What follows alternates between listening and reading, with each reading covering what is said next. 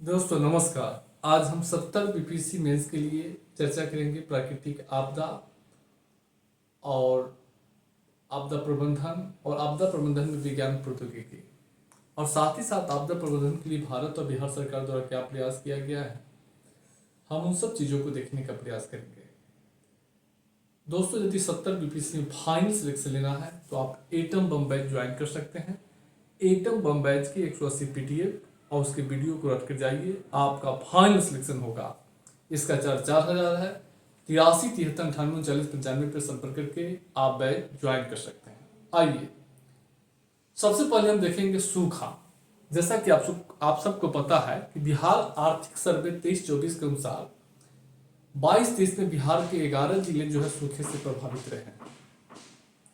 आखिर बिहार में सूखे के क्या कारण है, आखिर उसको देखेंगे। सबसे पहले सूखा की भूमिका देखिएगा। सूखा का आशय पानी की कमी से है। किसी क्षेत्र में लंबे अवधि तक वर्षा नहीं होने, वर्षा कम होने, बाष्पीकरण के कारण सतही या भूमिगत जल में तेजी से गिरावट के कारण जल में होने वाली कमी की स्थिति को ही हम सूखा कहते हैं। बाकी पीडीएफ में होगा, देख लीजिएगा। ये भूमिका लिखने के बाद नीचे आ जाइएगा। सूखा के प्रकार, 3 प्रकार का सूखा है। मौसम विज्ञान सूखा, जब वार्षिक वर्षा सामान्य से 25% कम होता है तो उसे मौसम विज्ञान सूखा कहते हैं। जल विज्ञान संबंधी सूखा, इस प्रकार का सूखा में भूमिगत जल और सतही जल जो है में कमी गिर जाता है। कृषि सूखा, जब मृदा में नमी की मात्रा कम हो जाती है तो कृषि सूखा कहते हैं। ये सूखा के प्रकार है, जानकारी के लिए बताया है। अब बिहार में जो है सूखे के क्या कारण है उसको देखना है। जैसा कि आपको पता है कि 22-23 में 11 जिले सूखे से प्रभावित रहे हैं। आमतौर पर बिहार के दक्षिणी जिले सूखाग्रस्त प्रवण इलाका है और बिहार के उत्तरी जिले जो है, उत्तरी बिहार के जिले है वो बाढ़ प्रवण क्षेत्र है। तो बिहार के जो दक्षिणी जिले में बारंबार वर्ष दर वर्ष जो सूखा पड़ जाता है, इसके पीछे क्या कारण है? सबसे बड़ा कारण है जलवायु परिवर्तन। हाल के वर्षों में जलवायु परिवर्तन के कारण मौसम की अनिश्चितता बढ़ी है। कहीं अधिक वर्षा हो रही है तो कहीं कम वर्षा हो रही है। जहां अधिक वर्षा हो रही है वहां बाढ़ आ जा रहा है, जहां कम वर्षा हो रही है वहां सूखा पड़ जाता है। तो जो मौसम की अनिश्चितता जो बढ़ी है, बरसन की जो पैटर्न में बरसन जो है, मानसून की जो है में जो एक अनिश्चितता पैदा हुआ है, इसके कारण जो है सूखा बार बार की स्थिति हो जाती है। दूसरा है भौगोलिक कारण। दक्षिणी बिहार, जैसा कि आप जानते होंगे, दक्षिणी बिहार की जो नदियां हैं वहां 12 है, यानी सालों भर वह प्रभावित नहीं होती है। वह मौसमी नदी है, वह वर्षा पोषित है, यानी वर्षा काल में ही बहती है। अब वर्षा काल जब समाप्त हो जाता है तो नदी सूख जाती है, इससे जल की कमी हो जाती है। दूसरा, दक्षिणी बिहार में उत्तरी बिहार की तुलना में कम वर्षा होता है। इसके पीछे रीजन है, दक्षिणी बिहार के जो जिले हैं छोटानागपुर पठार के वृष्टि छाया प्रदेश में पड़ता है, जिसके कारण वहां कम वर्षा होता है।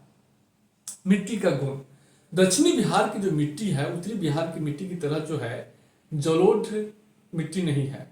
दक्षिणी बिहार के कुछ क्षेत्रों में आग्नेयकायंत्रित मिट्टी पाई जाती है, जो जल ग्रहण की दृष्टि से उपयुक्त नहीं माना जाता है। भूमिगत जल की दृष्टि से यह मिट्टी उपयुक्त नहीं माना जाता है, जिस कारण दक्षिणी बिहार की भूमि में जल की निहायत कमी हो जाती है। अगला है वन क्षेत्र की कमी। दक्षिणी बिहार जो है, देखेंगे बिहार में वन क्षेत्र, हालांकि कैमूर रोहतास में वन है, लेकिन पश्चिमी चंपारण इस सब जो तराई क्षेत्र है उसमें वन अधिक है। दक्षिणी बिहार में वन की कमी के कारण भी जो है बार बार सूखा पड़ जाता है। जो वन होता है, वैसे तो पूरे बिहार में वन जो है राज्य की कुल भौगोलिक क्षेत्रफल का मात्र 7.8% है, लेकिन होना चाहिए 33% जो है वन बिहार में, लेकिन वन कम है। तो वन कम होने के कारण सूखा हो जाता है। देखिए कैसे, वन जहां वन कम होगा वहां वर्षा की संभावना कम हो जाती है। जहां वन होगा वहां का जलवायु सम होता है, वहां वर्षा की संभावना अधिक होती है,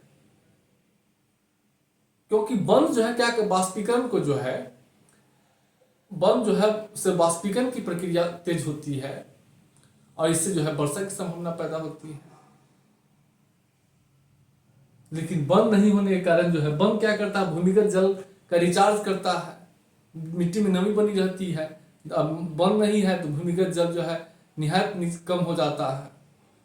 और सबसे बड़ा कारण है कि जलवायु को सम बनाकर वर्षा की संभावना पैदा करती है पर तो बिहार में। उसके बाद जल कुप्रबंधन। अब देखिए बिहार में जैसा कि नदियों का जाल बिछा हुआ है कि जल का जो है कुप्रबंधन भी बहुत बड़ा कारण है। अब जो है गाड़ी का अब जो कि लोगों की संपन्नता बढ़ी है, अब लोग जो है 5 को 6 को शर्ट पहनने लगे हैं, गाड़ी रख रहे हैं, मोटरसाइकिल धो रहे हैं, घर धो रहे हैं, फिजूल जो है पानी खर्च कर रहे हैं। पर जल का जो है संग्रहण करने के लिए जो टैंक चाहिए, तालाब चाहिए, नदी जल चाहिए, सबका अतिक्रमण कर रहा है। तो इससे भी जो है जल की कमी हो जाती है। पहले क्या था कि बहुत सारे तालाब नाला सब होता था, लेकिन अब क्या है, भूमि की मांग बढ़ गई है। जो नहर तालाब पोखर था, कुआं था, सबको भर दिया गया है, अतिक्रमण कर दिया गया है, जिसके कारण जो है जल संकट पैदा हो जाती है। जल संकट पैदा होगा तो सूखा की स्थिति आ जाती है। तो बिहार में सूखा के यही कारण है। एक है जलग्रहण फसल। अब देखिए दक्षिणी बिहार में जो है एक तो वर्षा कम होती है, ऊपर से रोहतास में कैमूर में चावल की खेती होती है, और चावल की खेती, गन्ना की खेती होती है, इसके कारण इसमें अधिक जल की खपत होती है। एक तो पहले से सूखा प्रभावित क्षेत्र था, उसमें भी जो है अधिक सिंचाई के कारण जो है धान की खेती होने के कारण जो है जल जो है अधिक मात्रा में खपत हो जाता है। तो एक बहुत बड़ा कारण है जल ग्रहण फसलों का। अब जो है सूखा का क्या प्रभाव है, आर्थिक प्रभाव। देखिए जब सूखा पड़ता है तो भूमि में नमी की कमी हो जाती है, मिट्टी में नमी कमी हो जाती है। और जब मिट्टी में नमी की कमी होगी, साथ ही साथ सिंचाई के लिए जल का अभाव हो जाता है, इसलिए कृषि उत्पादन उत्पादकता पर असर पड़ता है। जब कृषि उत्पादन कम होगा तो खाद्य संकट पैदा होगा। औद्योगिक उत्पादन पर असर। अब देखिए कृषि जो क्या बोलते हैं, खाद्य प्रसंस्करण उद्योग।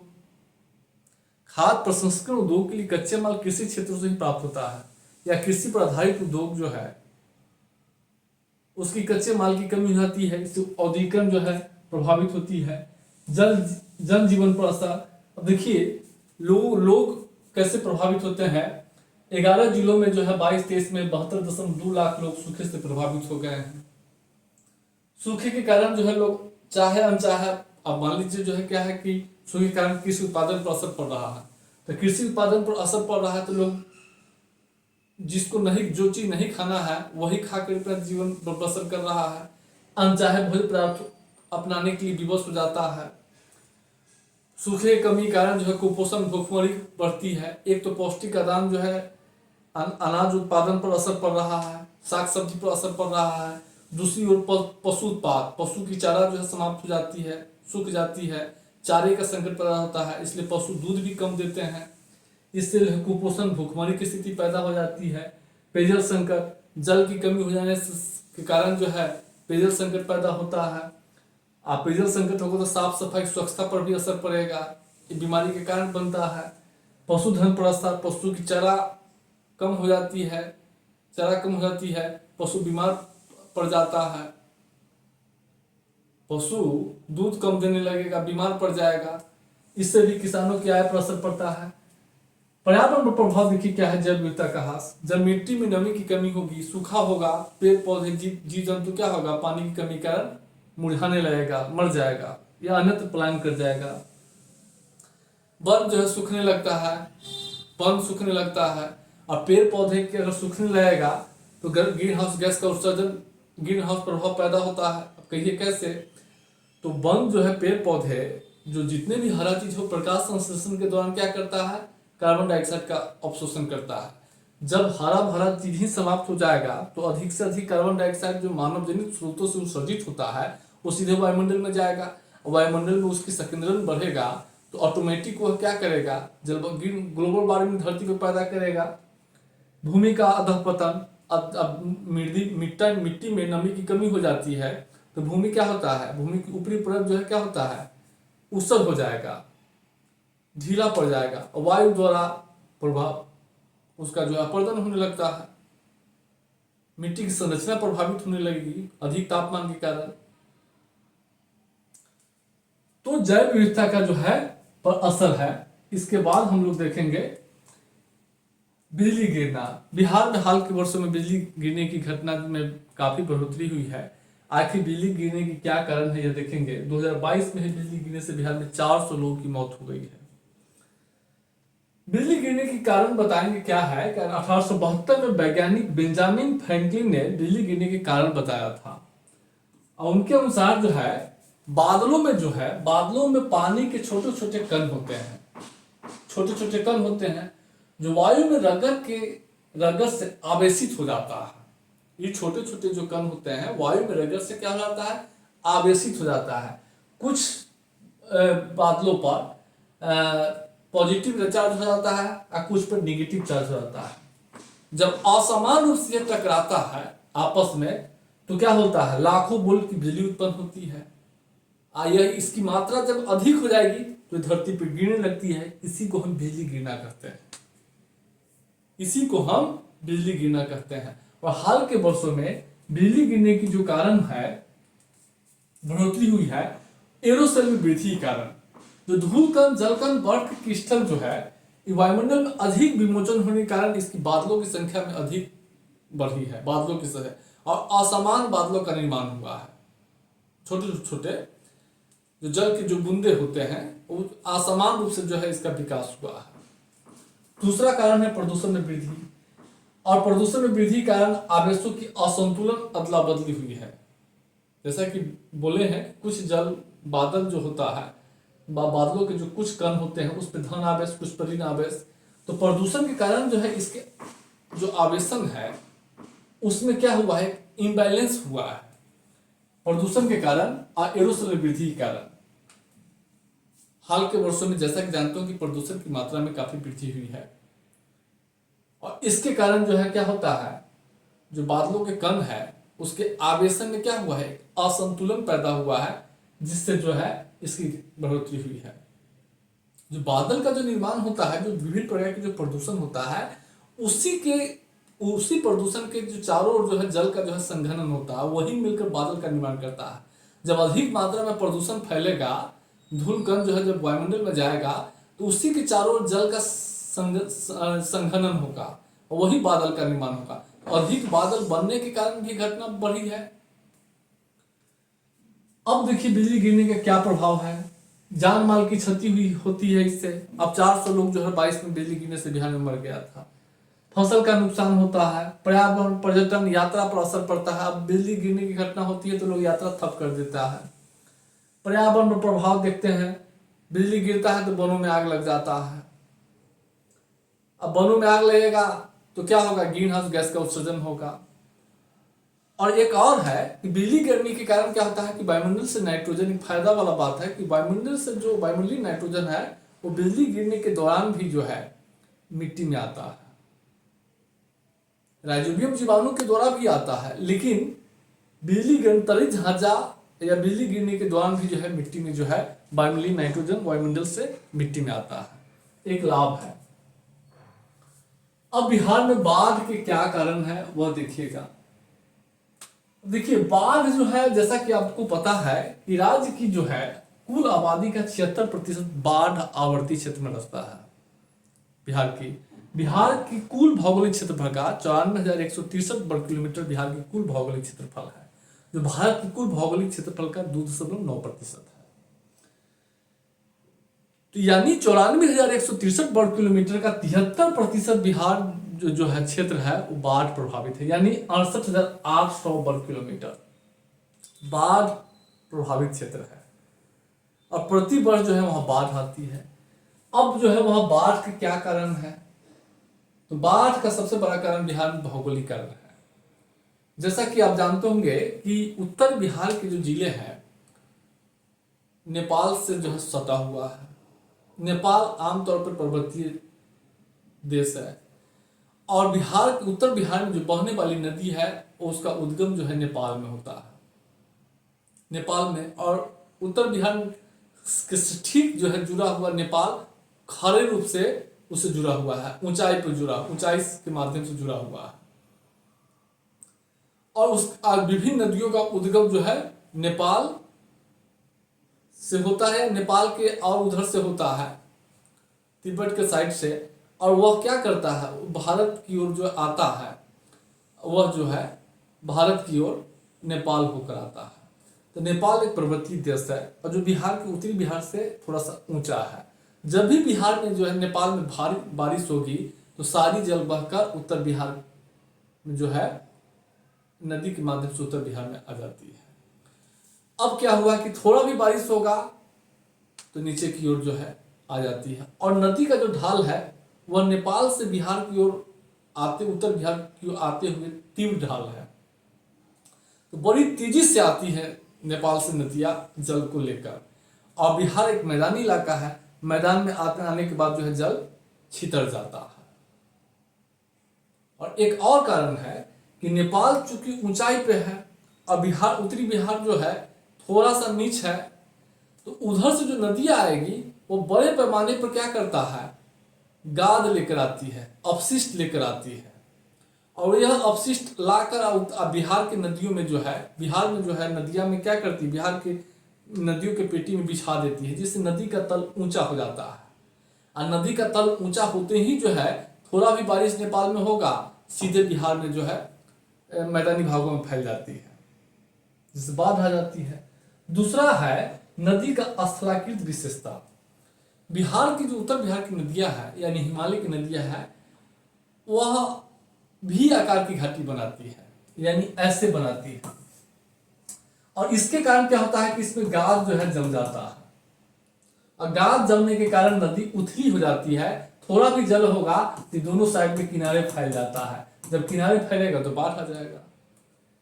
नदी तल में गाद जमना, देखिए बिहार में बाढ़ का एक और कारण है नदी तल में गाद बनना। जैसा कि जानते हो कि नदी की विशेषता है भी आकार की, यहाँ गाद आसानी से जम जाता है। दूसरी जम जाता है, गाद जमने के कारण नदी प्रवाह क्या होता है, धीमा हो जाता है।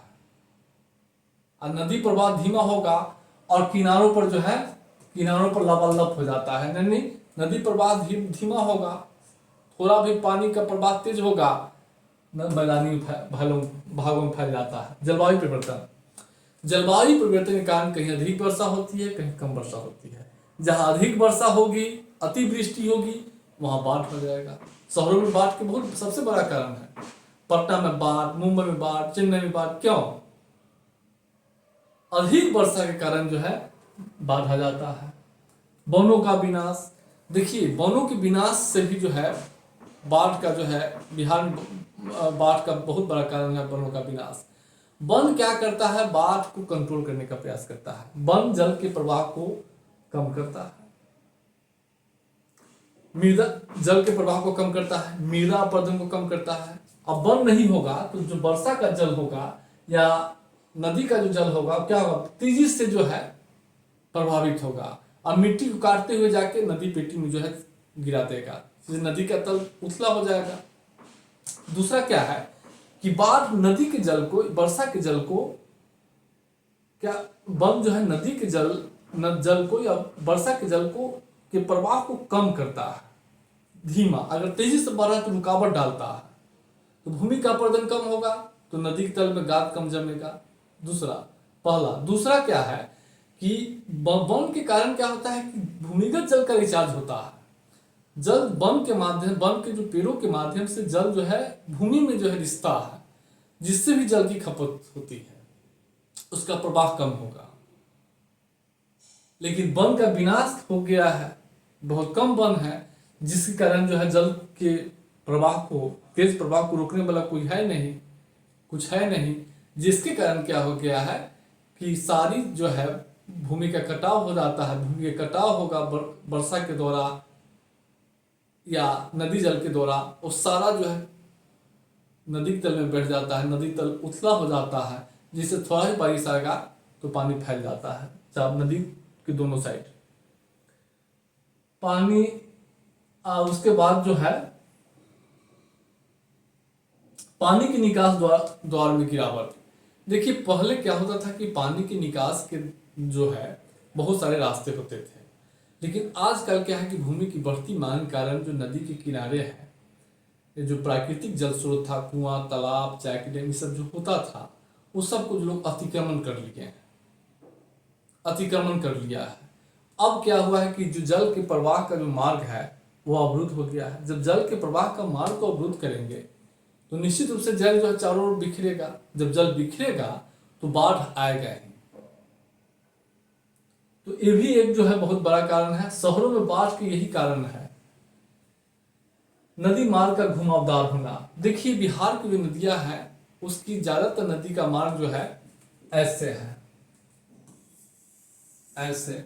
अब नदी अगर जल यहाँ से आ रहा है, यहाँ से आ रहा है तो सीधे मार करेगी यहाँ, इधर घूमेगी जल्दी नहीं। उसकी ट्रेन होती सीधे घूमने का।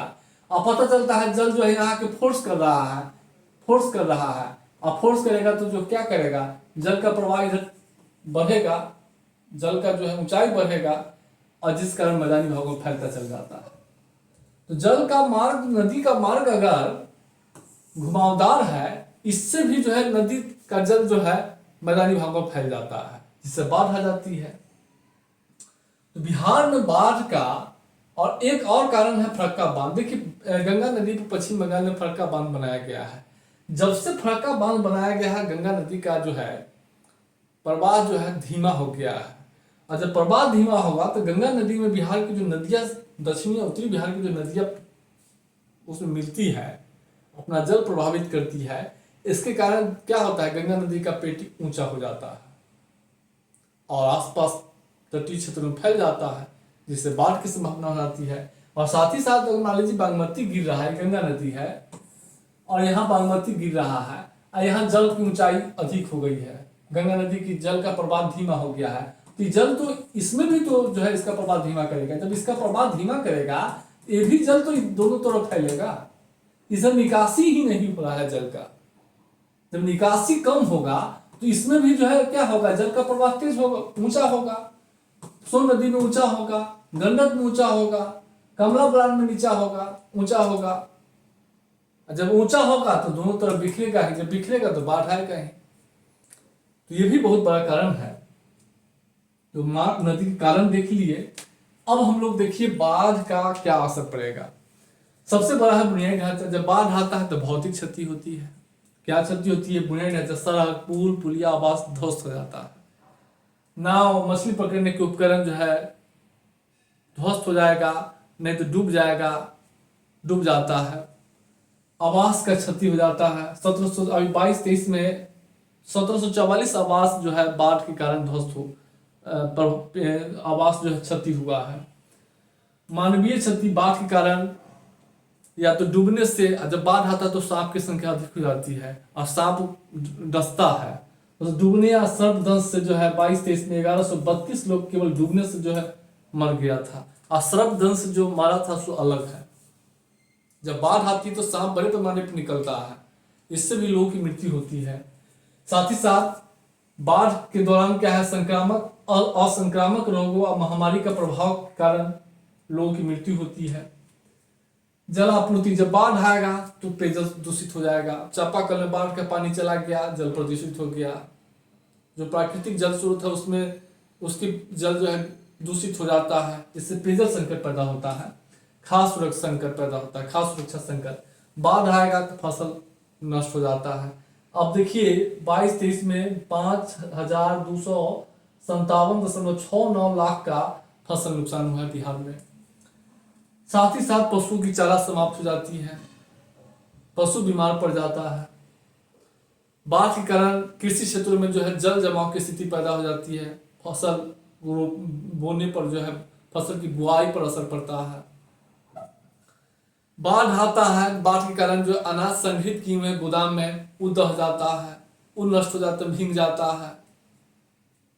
भूमि का अपरदन होता है, बाढ़ के कारण भूमि का अपरदन भी तेजी से होता है। जब भूमि का अपरदन होगा तो भूमि की उपजाऊ क्षमता प्रभावित होती है। हालांकि बाढ़ के दौरान जो है नई जलोढ़ मिट्टी भी आती है, जिससे भूमि की उर्वरता शक्ति भी बढ़ती है, लेकिन भूमि का अपरदन भी होता है। अब हम लोग देखेंगे लोक स्वास्थ्य जोखिम पैदा होती है। क्या होती है, जल निकासी, स्थिर जल की समस्या पैदा हो जाती है। जब बाढ़ आएगा तो कुछ जगह जगह देखेंगे जल जमाव की स्थिति पैदा हो जाती है। अब उस जल को कैसे निकास किया जाए, बहुत सारे देखते होंगे जब बाढ़ आता होगा तो कुछ स्थान पे जल जो है 15 दिन 2 महीना तक 1 महीना तक जमा हुआ है, अब उससे जल जनित बीमारी पैदा हो जाती है और जल की निकासी का कोई रास्ता ही नहीं रहता है। कचरा और मलबे का जमाव हो जाता है बाढ़ के कारण। अब जब बाढ़ समाप्त होगा जल तो देखेंगे चारों तरफ कचरा दिखता है। उसके बाद असुरक्षित खुले मैदान में मल त्याग की स्थिति पैदा हो जाती है। अब लैट्रिन में बाढ़ का पानी चला गया, अब लोग जो है बाहर जा रहा है, पानी में जो है मल त्याग कर रहा है। साफ पेयजल संकट पैदा हो जाता है, आवास की समस्या पैदा हो जाती है, असुरक्षित वातावरण बन जाता है बाढ़ के कारण। उसके बाद सबसे बड़ा गर्भवती महिलाओं की स्वास्थ्य संबंधी चुनौती पैदा हो जाती है बाढ़ के कारण। यही स्थिति है। और अब जो है क्या होता है, जल जनित बीमारियों का प्रसार होने लगता है। अब मलेरिया, डेंगू, डायरिया, उल्टी, हेपेटाइटिस, हैजा, टाइफाइड, सर्पदंश की समस्या पैदा होती है। पर्यावरण पर प्रभाव देखेंगे, बाढ़ के कारण क्या होता है, वन विनाश। वन जो है, अब वनों में लंबे समय तक पानी अगर जमा हो गया है, उसमें से अगर 100 पेड़ है तो 50 कम से कम 20 पेड़ जो है ऐसे सूख जाता है, तो वन विनाश होता है। दूसरी ओर जल का प्रदूषण होगा, जैव विविधता का हनन। अब वनों में रहने वाले जीव जंतु वे जो है मर जाते हैं डूब के, दह के। भूमि का जो है अपरदन होता है, इसके माध्यम से पर्यावरण को भी क्षति पहुंचाता है। अब आपदा प्रबंधन देखेंगे। आपदा प्रबंधन क्या है, तो आप बिजली गिरना, बाढ़ और सूखा देख लिए। अब जो है आपदा प्रबंधन किसे कहते हैं, पहले यह देखना है। प्राकृतिक और मानवजनित आपदाओं से उत्पन्न जोखिम प्रभाव को कम करने हेतु आवश्यक कार्रवाई को हम आपदा प्रबंधन कहते हैं। यानी प्राकृतिक और मानवजनित कारणों से उत्पन्न जोखिम प्रभाव को कम करने के लिए आवश्यक कार्रवाई को हम आपदा प्रबंधन कहते हैं। और आपदा प्रबंधन की जो कार्रवाई होता है उसके 3 चरण होते हैं। एक आपदा से पूर्व, आपदा के दौरान और आपदा उपरांत। ये आपदा प्रबंधन में 3 प्रकार की कार्रवाई होता है। एक बार सुन लीजिए, प्राकृतिक और मानवजनित आपदाओं से उत्पन्न जोखिम प्रभाव को कम करने हेतु आवश्यक कार्रवाई को हम आपदा प्रबंधन कहते हैं। यह कार्रवाई के 3 चरण होते हैं, आपदा से पूर्व, आपदा के दौरान और आपदा उपरांत। भारत में आपदा प्रबंधन की आवश्यकता क्यों है या बिहार में क्यों है, यह देखिए। सबसे बिहार में देखिए क्या है, बिहार, दक्षिणी बिहार सूखे से ग्रसित है, उत्तर बिहार बाढ़ से ग्रसित है, देख रहे हैं। इसके अलावा हीट वेव, बिजली गिरना, आग लगी होना, ये हमेशा बना रहता है। भारत को देखिएगा तो भारत का क्षेत्रफल 32,87,263 वर्ग किलोमीटर है। अब 59% भूमि जो है भूकंप से प्रभावित है भारत की। 12% भारत की भूमि जो है बाढ़ से प्रभावित है। 5700 किलोमीटर तट रेखा सुनामी चक्रवात से प्रभावित है। कृषि योग्य 68% भूमि जो है भारत में सूखा से प्रभावित है। भारत के कुल क्षेत्रफल का 2% भूस्खलन से प्रभावित है। इसके अलावा महामारी, परमाणु आपदा, औद्योगिक दुर्घटना, हीट वेव, ये सब आम है। देखते होंगे फैक्ट्री में कोई पटाखा से जल गया, गैस के हिसाब से जो है 20 लोग मर गए, आम इस तरह की घटनाएं होती है। तो भारत में प्राकृतिक आपदा की आवश्यकता क्यों है, आप देख लिए। अब एक चीज देखेंगे, प्राकृतिक आपदा जो है का लक्ष्य क्या है, आपदा प्रबंधन का क्या लक्ष्य है। आपदा प्रबंधन के 2 मुख्य लक्ष्य होते हैं। पहला, आपदा जोखिम में पर्याप्त कमी लाना। दूसरा, जान माल और संपदा के नुकसान को कम करना। जैसा कि जानते होंगे आपदा प्रबंधन के पीछे तर्क एक ही है कि आपदा को रोका नहीं जा सकता है, लेकिन उसके प्रभाव को या आपदा से उत्पन्न संभावित खतरे को जो है कम किया जा सकता है। क्योंकि आपदा एक प्राकृतिक घटना है, आप उसको रोक नहीं सकते हैं।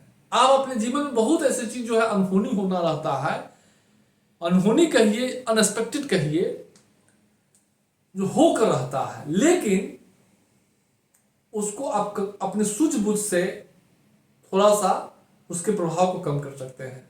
तो प्राकृतिक आपदा को रोका नहीं जा सकता है, लेकिन क्या कर सकते हैं, उसके जोखिम को कम कर सकते हैं, उसके खतरों को कम कर सकते हैं, उसके नुकसान को कम कर सकते हैं।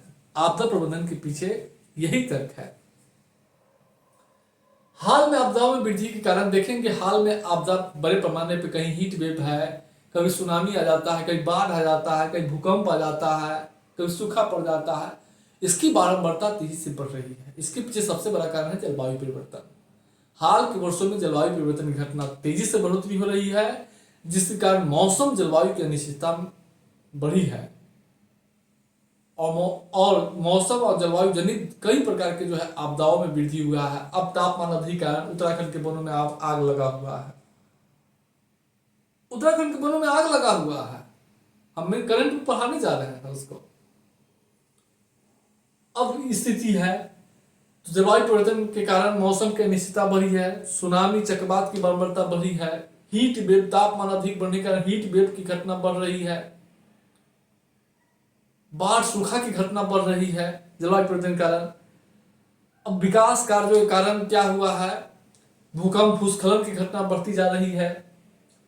आपदा संवेदनशील क्षेत्रों में विकास कार्य किए जा रहे हैं, उत्तराखंड, हिमाचल प्रदेश, जम्मू कश्मीर।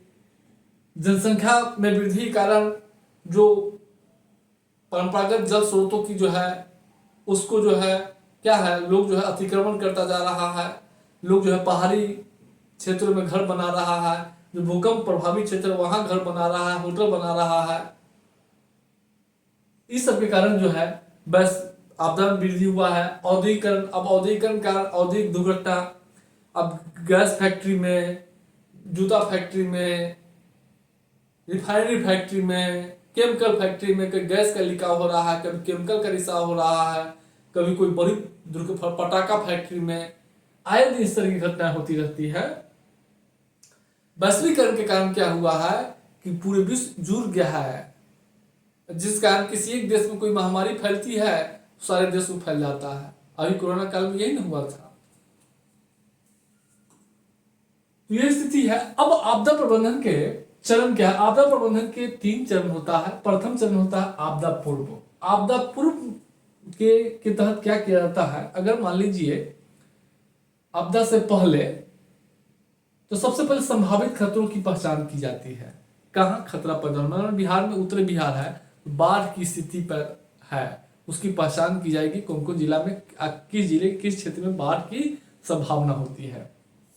दूसरा है, अब वहां बाढ़ रोकने के लिए यानी संकट को रोकने के लिए क्या तैयारी करनी चाहिए, उसकी तैयारी की जाती है। तीसरा है, वास्तविक घटना की तैयारी की जाती है। अगर कोई घटना घट गया तो हम क्या करेंगे, उसकी तैयारी की जाती है आपदा से पूर्व। दूसरे चरण में है आपदा के दौरान। आपदा के दौरान फंसे हुए लोगों को निकाला जाता है, चाहे लोग हो, महिला हो, बुजुर्ग हो, बच्चा हो, सबको, पशुओं को, उसके बाद सामानों को, उसके बाद राहत बचाव कार्य किए जाते हैं। लोगों को डूबने से, संपत्ति नुकसान होने से इससे बचाव किए जाते हैं। तीसरा है आपदा के दौरान ही बुनियादी जरूरतों को पूरा करना, पेयजल, भोजन, दवा, इस सब की व्यवस्था की जाती है। और तीसरा चरण है आपदा प्रबंधन के आपदा उपरांत। आपदा के बाद, अब आपदा अगर समाप्त हो गया है तो बहाली मतलब परिस्थिति को सामान्य किया जाता है। जो पहले से जैसी स्थिति थी उसको उस तरह बनाया जाता है। अब घर अगर ध्वस्त हो गया, सड़क पुल पुलिया ध्वस्त हो गया, तो उसको निर्माण का काम होगा, पुनर्वास का काम होगा। उसके बाद अस्थायी आवास की व्यवस्था जो है की जाती है। अगर मान लीजिए लंबे समय तक हो गया है तो आवास की व्यवस्था की जाएगी। तो आपदा उपरांत की यह स्थिति है। अब आपदा प्रबंधन के लिए भारत सरकार क्या प्रयास किया है, तो भारत सरकार आपदा प्रबंधन अधिनियम 2005 पारित किया है। इसके माध्यम से एक संस्थागत व्यवस्था बनाई गई है आपदा प्रबंधन के लिए। भारत में राष्ट्रीय स्तर पर प्रधानमंत्री की अध्यक्षता में राष्ट्रीय आपदा प्रबंधन प्राधिकरण स्थापित की गई है। प्रत्येक राज्य में राज्य स्तर पर मुख्यमंत्री की अध्यक्षता में राज्य आपदा प्रबंधन प्राधिकरण है, और जिला स्तर पर जिलाधिकारी की अध्यक्षता में जिला आपदा प्रबंधन प्राधिकरण की स्थापना की गई है। तीनों स्तर पे और ये जो है आपदा संबंधी कोई भी निर्णय लेने के लिए राष्ट्रीय आपदा प्रबंधन प्राधिकरण सक्षम होता है। प्रधानमंत्री कोई भी निर्देश जारी करने के लिए इस अधिनियम के तहत। उसके बाद क्षमता निर्माण के लिए राष्ट्रीय आपदा प्रबंधन संस्थान की स्थापना की गई है।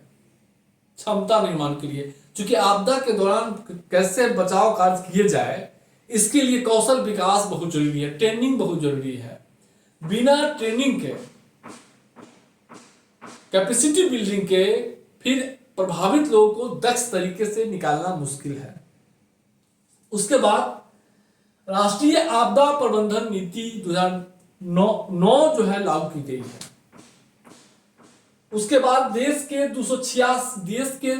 266 बाढ़ पूर्वानुमान केंद्र स्थापित की गई है, जो रियल टाइम पर बाढ़ के संभावित खतरों की जो है जानकारी जो है मुहैया कराता है। सुनामी चेतावनी प्रणाली स्थापित की गई है। भूकंप चेतावनी प्रणाली स्थापित की गई है। देश के भूस्खलन क्षेत्रों को मानचित्र तैयार किया गया है, कहां कहां भूस्खलन की संभावना है। उसके बाद पहली बार 2016 में राष्ट्रीय आपदा प्रबंधन योजना लागू की गई है। इसके अलावा एनडीआरएफ टीम, देश के 28 शहरों में एनडीआरएफ टीम की तैनाती की गई है। एनडीआरआर की जो है गठन किया गया है। और आपदा की स्थिति में लोगों को बचाव के लिए डायल 112 नंबर की शुरुआत की गई है। ये भारत सरकार के स्तर पे मुख्य रूप से यह प्रयास है। इसके अंतर्गत बहुत सारे प्रयास जो है चल रही है। अब हम लोग देखेंगे अब आपदा प्रबंधन के लिए बिहार सरकार का क्या प्रयास है, उसको भी देखना जो है जरूरी है।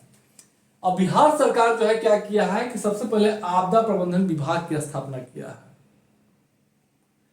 उसके बाद बिहार सरकार जो है राष्ट्रीय आपदा प्रबंधन अधिनियम के तहत राज्य आपदा प्रबंधन प्राधिकरण और प्रत्येक जिला में जिला आपदा प्रबंधन प्राधिकरण का गठन किया है। बिहार राज्य आपदा प्रबंधन नीति का निर्माण जो है किया गया है।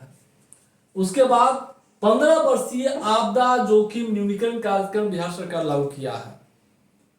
बिहार राज्य जलवायु परिवर्तन कार्य योजना लागू की गई है। इसमें भी आपदा प्रबंधन की प्राथमिकता दी गई है। उसके बाद जो है ईओएस मल्टी हेजर पोर्टल लॉन्च किया गया है। यह पोर्टल विभिन्न प्रकार के आपदा जोखिम का रिपोर्टिंग करता है। उसके बाद हम लोग देखेंगे आपदा राहत एवं बचाव टीम ट्रैकर प्रणाली जो है सूचना प्रौद्योगिकी की सहायता से इस मोबाइल ऐप का विकास किया गया है। और इसके माध्यम से राज्य सरकार के अधिकारियों को एनडीआरएफ की टीमों की तैनाती करने के लिए जो है तैनाती में सुविधाजनक बनाने के लिए इस मोबाइल ऐप को लॉन्च किया गया। इस मोबाइल ऐप के माध्यम से एनडीआरएफ की टीम की लोकेशन पता किया जाता है और कहां उसको तैनाती करना है, वह अधिकारियों को निर्णय लेने में सुविधा होती है। उसके बाद आपदा संपूर्ति पोर्टल लॉन्च की गई है। इससे आपदा पीड़ित परिवारों की पहचान करने और आपदा के दौरान मुआवजा देने, आपदा के उपरांत के लिए इस पोर्टल की शुरुआत की गई है। बाढ़ पूर्वानुमान मॉडल का विकास किया गया है। विभिन्न प्रकार की जो नदियां है, कोसी है, गंडक है, बागमती है, उसमें नदी के पूर्वानुमान के लिए, बाढ़ के पूर्वानुमान के लिए इस मॉडल का विकास किया गया है। गणितीय मॉडल केंद्र जो है स्थापित किए गए। इस मॉडल के माध्यम से नदी जल का, बाढ़ की प्रवृत्ति का, इस सब का अध्ययन किया जाता है। इसके बाद बिजली गिरने की चेतावनी के लिए इंद्रवज्र जो है बनाया गया है।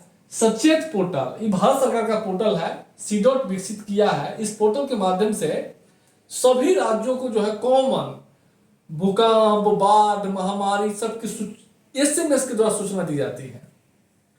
सामुदायिक रसोई आश्रय गृहों की जियो टैगिंग की गई है, क्योंकि बाढ़ के दौरान जो है सामुदायिक रसोई आश्रय गृह जो है आवास के लिए, अस्थायी आवास के लिए भोजन की बहुत जरूरी होती है। तो इस जियो टैगिंग के माध्यम से लोग पता लगा सकता है कि कहाँ व्यवस्था है। अर्थ नेटवर्क जो है लॉन्च की गई है। एक चीज याद रखिएगा, बिहार में बाढ़ को रोकने के लिए विज्ञान और प्रौद्योगिकी के उदाहरण के साथ समझाए, तो उसमें उदाहरण में यही चर्चा कीजिएगा।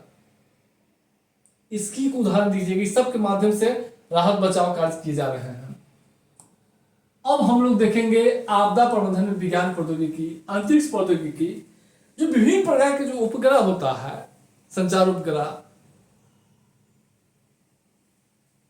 विभिन्न प्रकार के उपग्रह के माध्यम से आपदा क्षेत्रों को जो है क्या कहता है, आपदा जोखिमों को पता लगाया जाता है। भूकंप का, बाढ़ का मानचित्र, लोकेशन पता लगाया जाता है। इसके माध्यम से डिजिटल डेटा जो प्राप्त संचार उपग्रह के माध्यम से सूचना प्रसारित किया जाता है। बाढ़ का, विभिन्न प्रकार के आपदाओं का चेतावनी जारी की जाती है।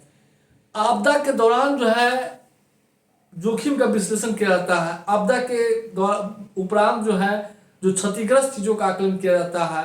पुनर्निर्माण कार्य में इस जो डेटा प्राप्त होता है इसे सहायता मिलता है। यानी आपदा क्षेत्र को पता लगाने, आपदा राहत कार्यों में चेतावनी जारी करने, जोखिम विश्लेषण, क्षति विश्लेषण, इस सब का जो है, इस सब में जो है अंतरिक्ष प्रौद्योगिकी का व्यापक अनुप्रयोग है।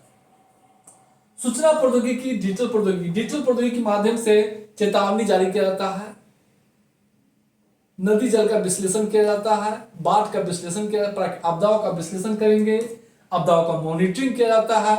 आपदा प्रबंधन के दौरान अधिकारियों को कोऑर्डिनेशन, मॉनिटरिंग के लिए या पीड़ित लोगों को ट्रैक करने में या एनडीआरएफ की टीमों को तैनात करने में इसका उपयोग है। लापता लोगों को मोबाइल से पता लगाया जाता है।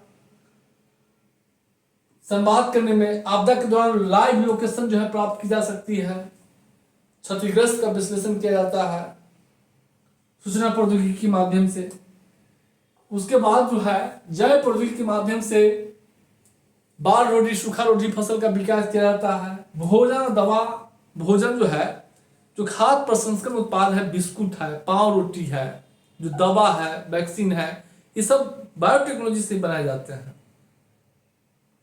तो आपदा के दौरान लोगों की राहत के लिए बुनियादी जरूरतों को मुहैया कराने में इसका उपयोग है। पेयजल के लिए लवारिस। अब जैव प्रौद्योगिकी के माध्यम से मान लीजिए कोई लाश आ गया है बह के, कोई नहीं पहचान पा रहा है, तो उसको जो है डीएनए के माध्यम, डीएनए टेक्नोलॉजी के माध्यम से उस लाशों को पता लगाया जाता है, परिवारों को सुपुर्द कर दिया जाता है। एआई प्रौद्योगिकी के माध्यम से आपदा प्रमाण, आपदा का पैटर्न का अध्ययन करके आपदा प्रमाण लगाया जाता है। साथ ही साथ आपदा संबंधित जो है सूचना का संचरण किया जाता है। चेतावनी तंत्र का विकास किया जाता है। इंटरनेट ऑफ थिंग के माध्यम से आपदा के दौरान रियल टाइम निगरानी के लिए चेतावनी तंत्र, अभी सिक्किम में इंटरनेट ऑफ थिंग आधारित चेतावनी तंत्र की स्थापना की गई है। उसके बाद बिग डेटा। अब बिग डेटा के माध्यम से लोगों को जो है पहचान करने, पता लगाने, लापता लोगों को खोज करने में इसकी मदद होती है। इसके अलावा जो है रोबोट के माध्यम से सारे कार्य, रोबोट जो है आपदा प्रबंधन के दौरान मानव जो है संसाधन की कमी को दूर करता है और राहत बचाव कार्य करता है। ऐसे जगह जहां सेना को या जो एनडीआरएफ की टीम है उसको जाना मुश्किल हो जाता है, वह क्या करता है, वहां जाकर मान ली आग लग गया है, आग लगी में वह जाकर सामान बचाएगा, लोगों को बचाएगा, आग बुझाएगा। नदी के अंदर जाकर जो है बहुत अंदर गहरा नदी में या बहुत नीचे जो है जाकर लोगों को निकाल के लाता है। लापता लोगों को खोजने में, फंसे लोगों को निकालने में, पुनर्वास और पुनर्बहाली में इसका उपयोग है। उसके बाद आपदा विज्ञान में प्रौद्योगिकी की सहायता से प्रशिक्षण कार्य दिया जाता है। उसके बाद जो है प्लास्टिक प्रौद्योगिकी के माध्यम से आपदा के दौरान जो है जो छाया दिया जाता है या अस्थायी आवास का निर्माण किया जाता है प्लास्टिक प्रौद्योगिकी के माध्यम से। भौगोलिक सूचना प्रणाली के माध्यम से आपदा के पैटर्न का अध्ययन करके राहत बचाव कार्य में जो है सुविधा होती है। सिविल इंजीनियरिंग के माध्यम से जो है बहुत सारे काम जो है किए जाते हैं।